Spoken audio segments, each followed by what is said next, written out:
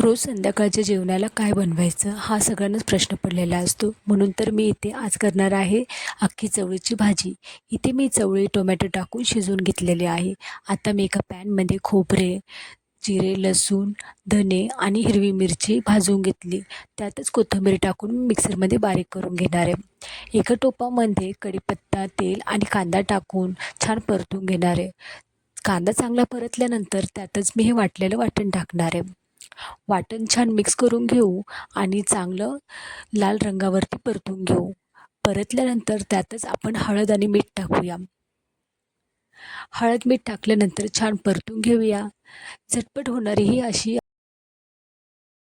काही मिनिटातच तयार होते.